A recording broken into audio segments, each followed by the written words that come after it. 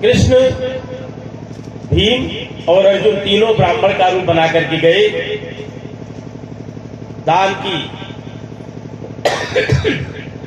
लेने के लिए खड़े हो गए। जब जरासंध आया, उसने जब इनको दान देना चाहा तो कहा कि हम दान नहीं लेंगे, हमको साधारण दान नहीं चाहिए। तब क्या चाहिए? तब कृष्ण ने कहा कि तुम्हें हम तीनों में से किसी एक से द्वंद्व युद्ध करना होगा। हम द्वंद्व युद्ध का दान मांगते हैं। जरासंध समझ गया। उसने कहा, देखो, कृष्ण को ध्यान से देखते हुए कहा, रे कृष्ण, तुम हमारे डर के मारे, तुम्हारे डर से, हमारे भय से मथुरा छोड़कर जाकर द्वारिका में चले गए। तुम तो ऐसे ही डरपोक हो, मैं तुमसे युद्ध नहीं कर सकता। अर्जुन कार्य, ये तो युद्ध करने लायक नहीं, भी बहुत कमजोर है। भीम को देख करके कहा, हाँ, ये कुछ है हमारे जोड़ का। भीम से उसका गदा युद्ध हुआ। कहते हैं 28 दिन गदा युद्ध हुआ।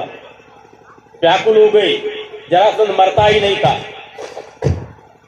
कृष्ण ने इशारा किया, ऐसे तिनके को चीर करके फेंक दिया। चीरा जो है, भीम ने जरासंध के एक पैर को नीचे और एक पैर को ऊपर पकड़ करके चीर करके फेंक दिया। फिर दोनों आकर के जुड़ गए। कहते हैं कि जब जरासंध का जन्म हुआ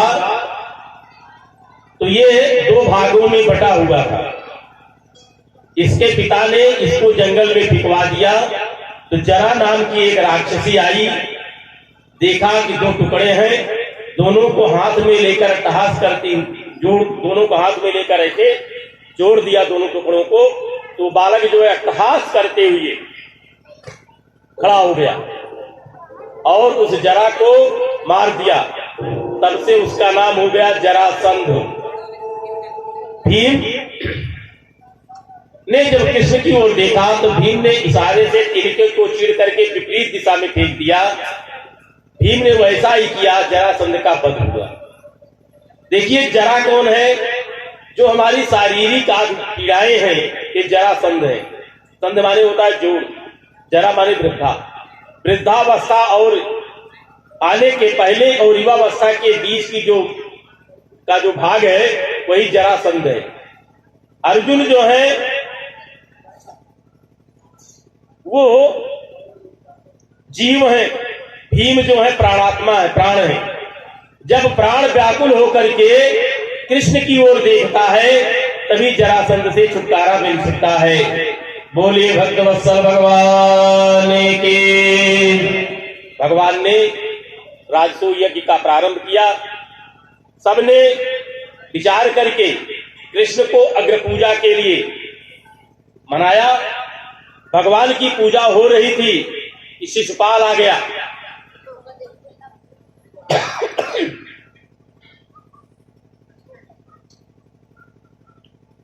शिशुपाल ने कृष्ण को उनकी बड़ी निंदा करने का कार्य। देखो, तुम लोग यहां पर भीष्म, द्रोणाचार्य, कृपाचार्य जैसी विद्वत समाज बैठा हुआ है, विद्वान गण बड़े बैठे हुए हैं। इनको ये नहीं ज्ञान है कि किसका पूजन करना चाहिए। एक ग्वाले का पूजन कर रहे हो, जो अपने मामा का नहीं हुआ वो किसी का नहीं हो सकता। ये छोड़ करके, ये वनवासी है, जंगलों में रहता था, अब भयभीत होकर के समुद्र में रह रहा है। इस प्रकार से खूब उनको जो है उल्टा सीधा कहा। और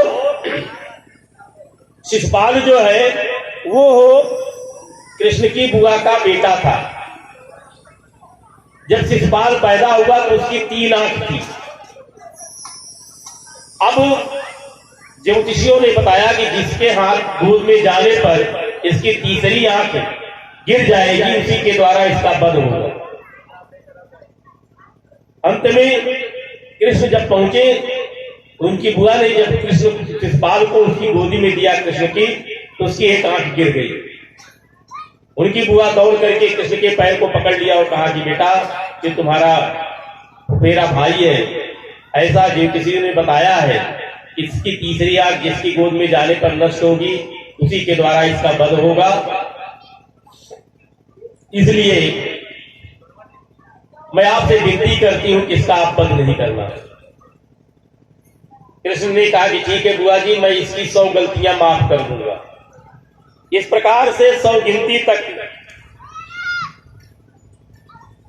भगवान देखते रहे और जैसे ही सब पूरा हुआ, भगवान ने चक्र से शिशुपाल का सिर काट दिया और उसमें से एक दिव्य ज्योत निकल करके भगवान के चरणों में समाहित हो गई। बोलिए भक्तवत्सल भगवान की।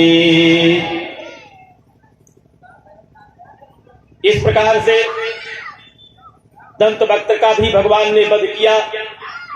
अब जो जय और विजय के 3 अवतार हुए थे, उसमें एक अवतार था हिरण्याक्ष और हिरण्यकश्यपु का, दूसरा अवतार था कुंभकर्ण और रावण का, तीसरा अवतार शिशुपाल और दंतवक्त्र का।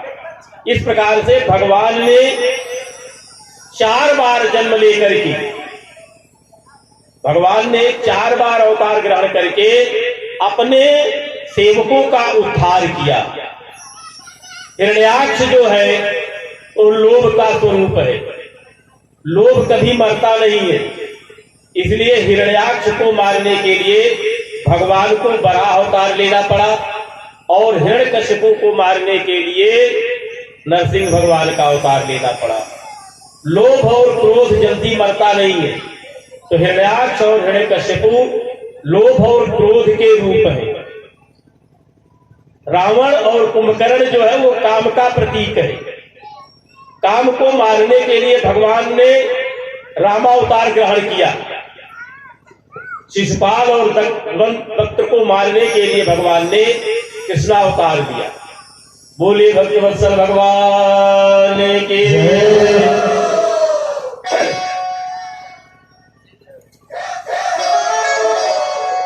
कृष्णस्यासीत सखा कश्चित् ब्राह्मणो ब्रह्मवित्तमः विरक्त इंद्रियार्थेषु प्रशांतात्मा जितेंद्रियः। कहते हैं कृष्ण के कोई सखा ब्राह्मण थे, कोई सखा था, एक ब्राह्मण, सखा माने मित्र। कृष्ण का कोई एक ब्राह्मण मित्र था जो कैसे था, विरक्त इंद्रियार्थेषु, जो जितेंद्रिय था, प्रशांत आत्मा, शुद्ध आत्मा वाला था। यहां पर किसी का नाम नहीं लिया गया। देखिए बड़ी विडंबना है, श्रीमद् भागवत जैसे महापुराण में भगवान की एक आह्लादनी शक्ति और भगवान के परम मित्र और भक्त का नाम नहीं आया। भगवान की आह्लादनी शक्ति राधा जी का नाम भागवत में कहीं नहीं आया। जहां पर राधा जी का वर्णन आया है वहां पर लिखा है कोई सखी। वृषभानु कुमारी कहा गया है, कीर्ति कुमारी कहा गया है, लेकिन राधा का नाम श्रीमद् भागवत में नहीं है।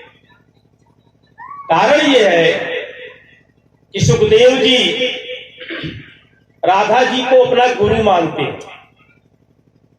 निकुंज में सुखदेव जी तोते के रूप में राधा राधा कहते हुए विचरण करते थे, सदैव राधे राधे राधे। तब राधा जी ने कहा कि राधे मां बद कृष्णम बद कृष्णम बद। तब से सुखदेव जी कृष्ण कृष्ण कहने लगे और राधा जी को अपना गुरु मान लिया। तो ये हमारे शास्त्र की परंपरा है कि ज्येष्ठ पुत्र पिता गुरु पत्नी का नाम प्रत्यक्ष रूप से नहीं लेना चाहिए। इसीलिए देखिए घर में माताएं जो उनका बड़ा बेटा होता है उसका नाम कुछ भी हो लेकिन बुलाने के लिए कोई दूसरा नाम रख लेती, ये परंपरा है। तो गुरु का नाम भी नहीं लेना चाहिए प्रत्यक्ष रूप से। इसलिए सुखदेव जी ने राधा जी का नाम श्रीमद् भागवत में कहीं नहीं लिया। और जिसको शंका हो वो श्रीमद् भागवत खोल करके देख डालेगा, कहीं भी वर्णन नहीं आया। उसी तरह से सुदामा जी के नाम का वर्णन भी श्रीमद् भागवत में नहीं आया। जबकि भगवान के परम मित्र और बड़े भक्त हैं, लेकिन वहां पर आया क्या है, कृष्णस्यासी सका कश्चित ब्राह्मणो ब्रह्मवित्तमः।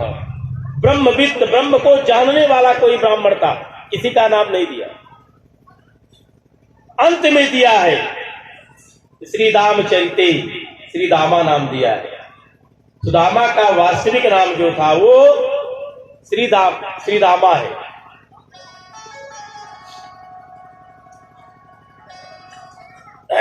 सुदामा का नाम नहीं आया है, बल्कि सुदामा माली का नाम भागवत में आया है। जब भगवान, थोड़ा सा विलंब हम चाहेंगे, यही कथा हम और लेंगे, इसके बाद आरती करेंगे। तो अगर विलंब हो रहा हो तो फिर विराम कर दें आगे, नहीं तो इसको चलने दें। थोड़ा सुदामा का नाम में क्या दिक्कत है, इसको हम समझने की कोशिश करते हैं। जब कृष्ण मथुरा आकर के माली के पास गए, तब वहां पर वर्णन आया है, ततः सुदामनो भवनम माला कारस जगमतु। माने सुदामा नामक माली के घर में गई और उसने उठ करके दोनों भाइयों को प्रणाम किया। अब फिर दोबारा बात आई है कि सुदामा प्रीत मानसा, माने सुदामा बड़े प्रसन्न मन से। कौन सुदामा? माली। सुदामा माली बड़े प्रसन्न मन से भगवान की माला तैयार की। लेकिन जिस सुदामा की चर्चा यहां पर आती है, वो कृष्ण के भक्त सुदामा की चर्चा आती है, जबकि उनका नाम कहीं नहीं दिया गया है।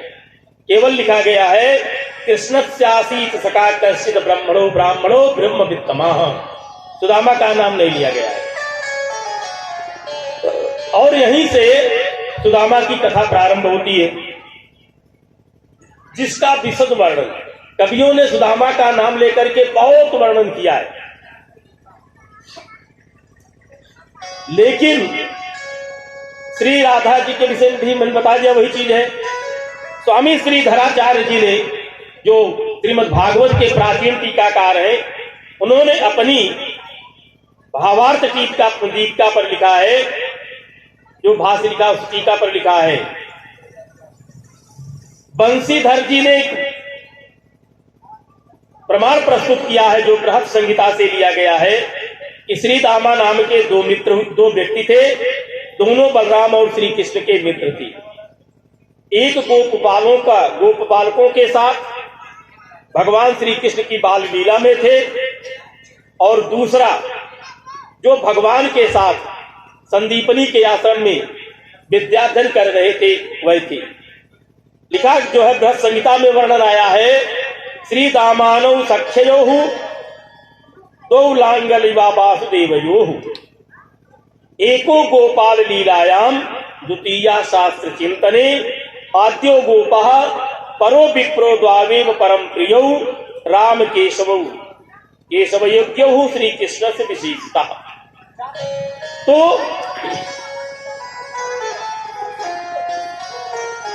इसी तरह से बृहत संहिता में भी एक वर्णन और आया है कि जिसे श्री कहते हैं लक्ष्मी को दाम कहते हैं देने के लिए।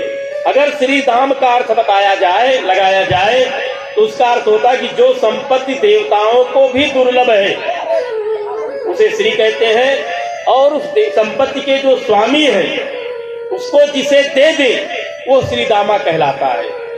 अमर्त्या लभ्या या स्यात् सा श्रीरित्य विधीयते श्री सेन दत्तम सा यस्यै सा श्रीदामा विधीयते, वो श्रीदामा कहते हैं। और इसका ये सामंजस्य श्रीमद् भागवत में दिखाई पड़ता है। तो हम आते हैं प्रसंग पे। तो जो जैसा प्रचलित नाम चल रहा है सुदामा, सुदामा को ही हम मान के चलते हैं भाई, क्योंकि आप लोगों ने सुदामा का नाम सुना है, कथाएं सुनी है। सुदामा जी बड़े गरीब थे। उनकी पत्नी का नाम था सुशीला। सुशीला का मतलब क्या होता है और सुदामा का मतलब क्या है? सुदामा का मतलब है कि सुह मनः दामनः, दमन माने इंद्रियों का जो अच्छी तरह से दमन कर ले वो सुदामा है। हमारी जो इंद्रियां हैं इनको जो अपने बस में कर ले वो दमन करने वाला सुदामा है। सुदामा जितेंद्रिय थे, इंद्रियां उनके बस में थी और उनकी पत्नी का नाम था सुशीला, माने जो सुंदर शीलवान हो वो सुशीला है। दोनों सुदामा जी बड़े गरीब थे, भिक्षाटन के द्वारा अपना जीवन यापन कर रहे थे। ये समय बीतता गया। भगवान श्री कृष्ण को अपने मित्र की याद आई। भगवान श्री कृष्ण एक साधु का भिक्षुक का रूप बना करके सुदामा जी के दरवाजे पर पहुंचे और आवाज लगाई, भिक्षाम देहि, भिक्षाम देहि। अंदर से आवाज आई सुदामा जी की पत्नी, तारुको महाराज आती हूं। पहुंची तो कहा कि प्रभु मैं आपको भिक्षा नहीं दे सकती। कहा क्यों? कहा क्योंकि हमारे यहां सूतक पड़ा हुआ है। कहा ये सूतक कब खत्म होगा?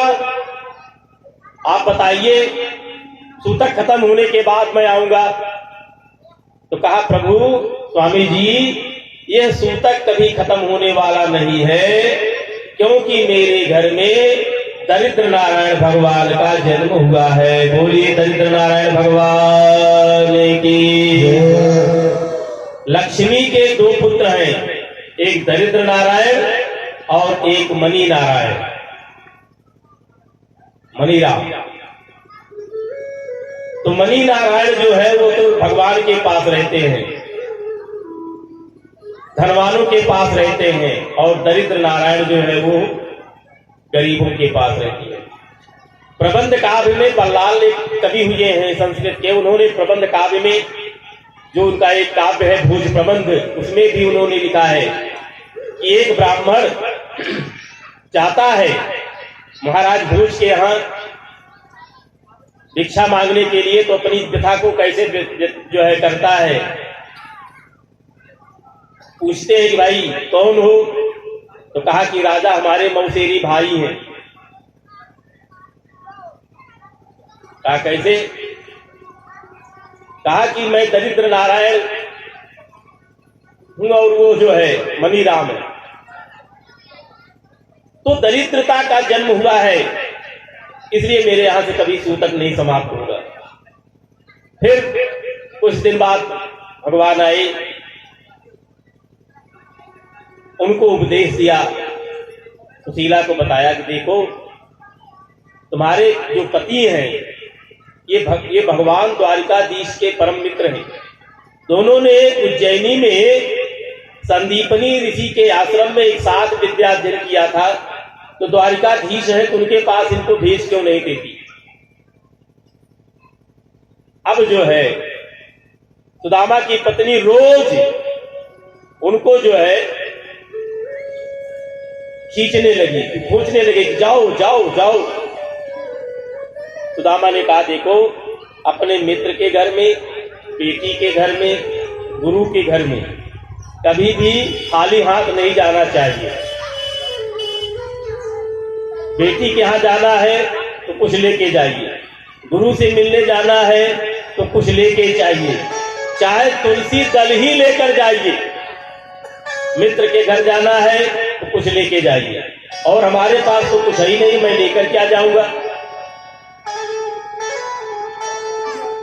अब जो है उनकी पत्नी बागल से थोड़ा सा चावल मांग के ले आई और उसको एक फुटकी में बांध दिया, और वो फुटकी लेकर के सुदामा जी कृष्ण से मिलने के लिए द्वारिकापुरी प्रस्थान करते हैं।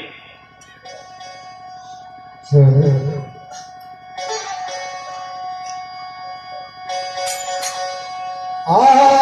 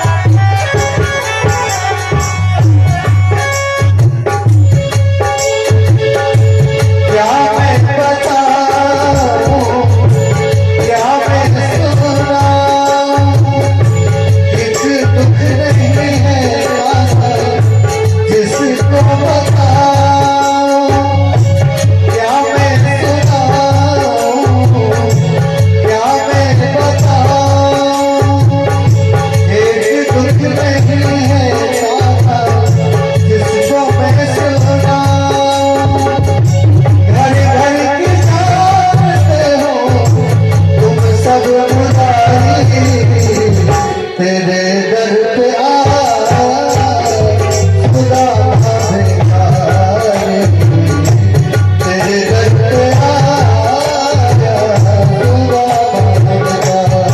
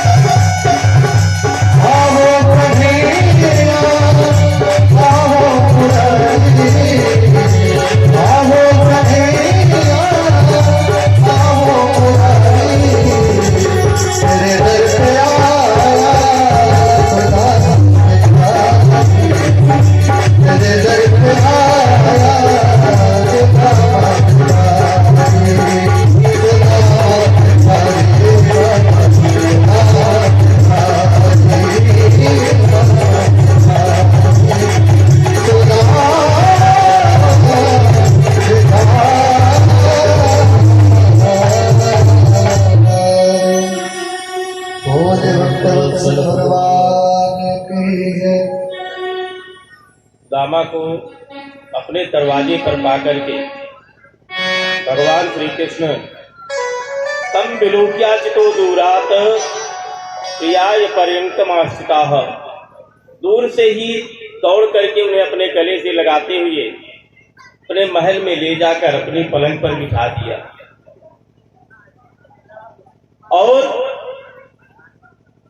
स्वयं दौड़ करके पानी जल और उनके पैर धोने के लिए पात्र लेके आए। सुदामा ने कहा कि मित्र क्या कर रहे हो? कृष्ण ने कहा कि हे मित्र, ब्राह्मणों की सेवा करना, उनके पैर धोना तो हमारा कर्तव्य है, क्योंकि विप्र प्रसादात कमला बरूहम विप्र प्रसादात धरणी धरूहम, क्योंकि ब्राह्मणों की कृपा से ही मैंने कमला का वर्ण किया और जो है विप्रों की ब्राह्मणों की कृपा से ही मैं धरणीधर कहलाता हूं और ब्राह्मणों की कृपा से ही मेरा नाम कृष्ण है, वासुदेव है। कृष्ण सुदामा के पैर धोना प्रारंभ करते हैं तो देखते हैं कि उनके पैरों में पिवाइयां फटी हुई हैं, कांटे चुभे हुए हैं। उस स्थिति को देख करके उनकी आंखों में आंसू आ जाते हैं और पानी परात को हाथ छुओ नहीं, नैनन के जल से पग धोई, अपने नेत्रों से के जल से इस सुदामा के पैरों को धो डाला। उनके पैरों को धो करके अपने पीतांबर से उनके पैरों को पोंछा, उनके फटे हुए वस्त्रों को निकालकर अपने जो है राजसी वस्त्रों को उन्हें दिया।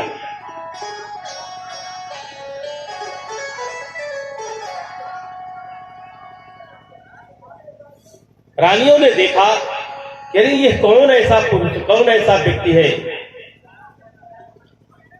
जिसको देख करके भगवान स्वयं दौड़ते हुए गए, उसे ले आए, अपने महल में बैठाया, अपनी पलंग पर बैठाया।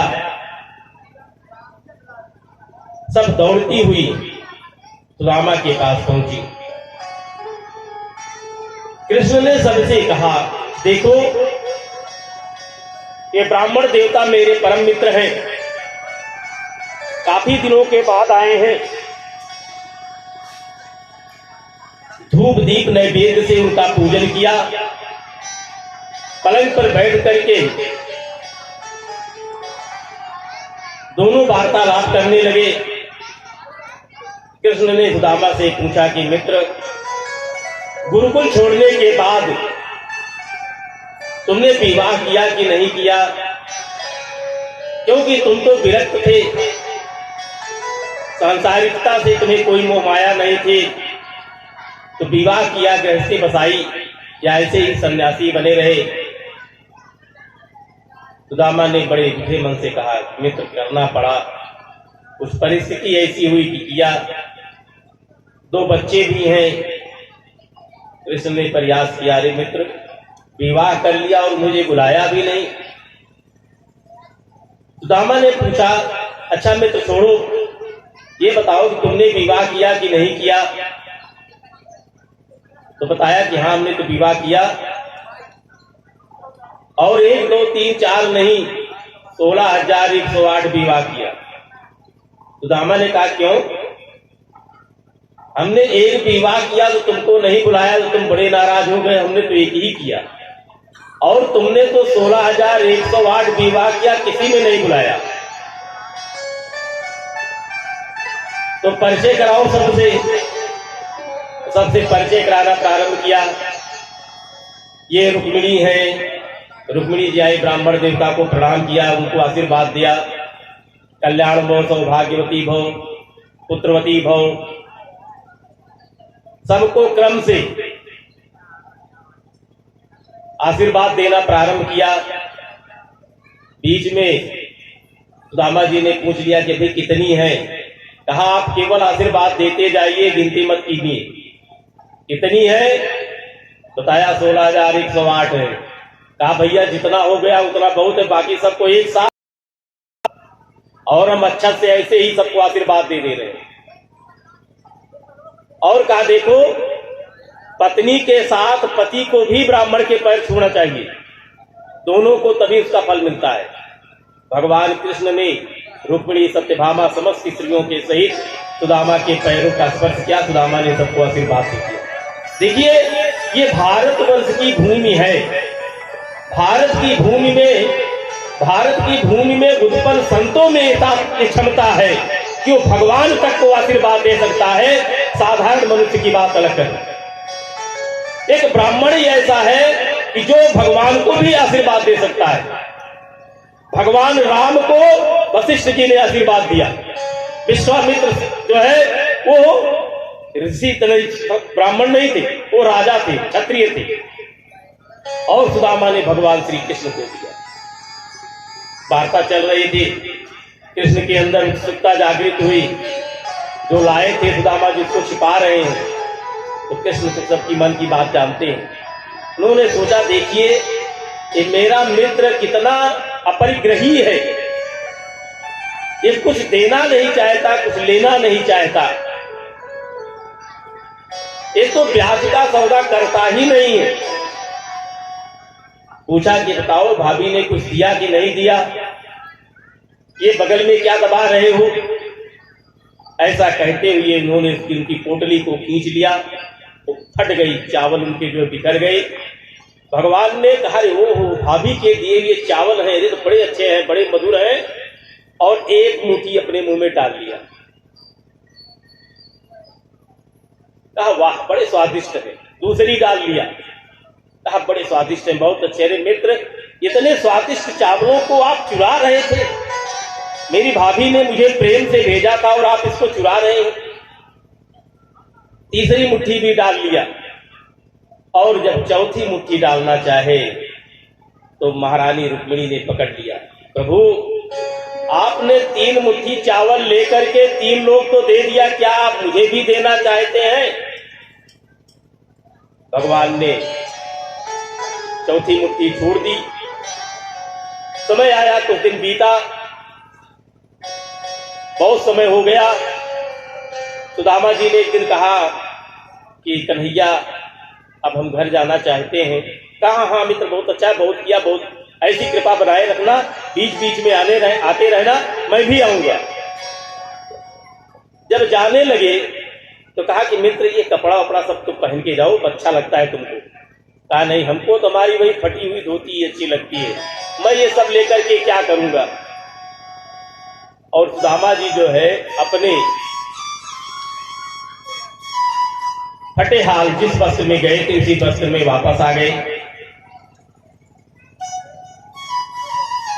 रास्ते भर विचार करते हैं कि देखो सुशीला ने बहुत जिद करके भेजा, हमने कृष्ण ने कुछ दिया भी नहीं, और एक तरह से अच्छा ही किया जो हमें कुछ नहीं दिया। भक्त जो है वो कभी भगवान से कुछ मांगता नहीं, वो कभी भगवान से कुछ मांगता नहीं है, केवल देता है। देखिए, जब कृष्ण और सुदामा गुरुकुल में पढ़ रहे थे तो एक दिन गुरु माता ने कुछ चने दे करके दोनों को लकड़ी लाने के लिए भेज दिया। कथा आप सब लोग सुन चुके हैं, जानते हैं।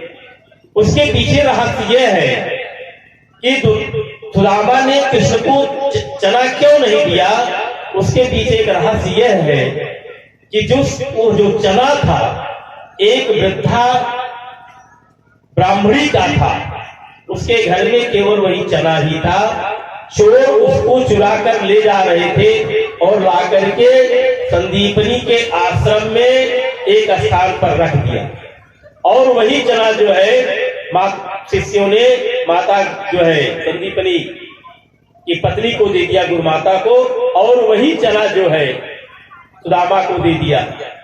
और ये बात सुदामा को पता चल गई थी, और उस ब्राह्मणी ने तड़प तड़प करके अपने प्राण त्याग दिए और श्राप दिया था कि उस चने को जो खाएगा वो दरिद्र रहेगा, आजीवन दरिद्र हो जाएगा। और भक्त कभी भगवान को दरिद्र बनना नहीं देखना चाहता। सुदामा ने इसलिए चुरा करके जो है चना खा लिया अकेले, भगवान को नहीं दिया कि अगर मैं भगवान को दे दूंगा तो ये भी दरिद्र हो जाएंगे, अगर मैं कृष्ण को दूंगा तो ये भी दरिद्र हो जाएंगे, ये मेरे मित्र हैं, ये दरिद्र ना हो, मैं दरिद्र रह सकता हूं। ये भक्त की महिमा है। भक्त भगवान को कभी दुखी नहीं देखना चाहता। सुदामा जी को सारी संपत्ति जी, तो जो उनके भाग्य में जो अक्षय श्री लिखा हुआ था, जो उनके भाग्य में उनके मस्तक पर जो अक्षय श्री था, क्षय श्री था कि श्री नष्ट हो जाए, भगवान ने जब पूजन के बाद उनका तिलक किया तो उसको लिख दिया अक्षय श्री, माने अक्षय, कभी नष्ट न होने वाला धन प्राप्त हो। इसलिए उनको कहा जाता है श्री दामा। बोले भक्तवत्सल भगवान के। देखिए आज की कथा को यही विराम देते हैं, कल अंतिम कथा होगी। इसके बाद हम जहां से आए हैं, हम तो ठहरे परदेसी, चलेंगे, हमारे साथी सब लोग हैं। और कल की अंतिम कथा है, आप लोग अवश्य आइए, समय से आइए। अगर आप लोग समय से आएंगे तो ज्यादा अच्छा होगा, इसीलिए हमने 3 बजे से कथा रख दिया है। फिर भी 5 बजे के पहले आप लोग नहीं आ पाते हैं, तो कल अंतिम कथा है। अंतिम कथा आप लोग सुनिए। कल की कथा में आप ये समझिए, जो कल की कथा सुन लेगा उसे पूरे भागवत के सुनने का फल प्राप्त होगा। अगर उसने आज तक कथा नहीं सुनी है तो अगर कल आकर के भी वो कथा सुन लेगा तो उसको वही फल प्राप्त होगा जो आज तक की जो 7 दिन की कथा सुनने पर फल प्राप्त होता है। कैसे कल जो है 11 स्कंद और 12 स्कंद की कथा होगी। दोनों कथाओं, दोनों स्कंदों में भगवान की विभूतियों का वर्णन किया गया है, भगवान की योगिक क्रियाओं की चर्चा की गई है, संसार क्या है इसका वर्णन किया गया है, और अंत में पूरे भागवत का सारांश बताया गया है। तो कल पूरे भागवत का सारांश होगा कि किस स्कंद में कौन सा चरित्र है, कितने अध्याय हैं, और भागवत का महात्म क्या है, भागवत कब सुनना चाहिए, भागवत कितने प्रकार से सुना जाता है, ये सब कल वर्णन किया जाएगा। यहीं पर विराम देते हैं। एक भजन इनकी होगी, उसके बाद आरती, फिर आप लोग प्रसाद लेकर के अपने अपने घर जाइएगा। बोले भक्तवत्सल भगवान की।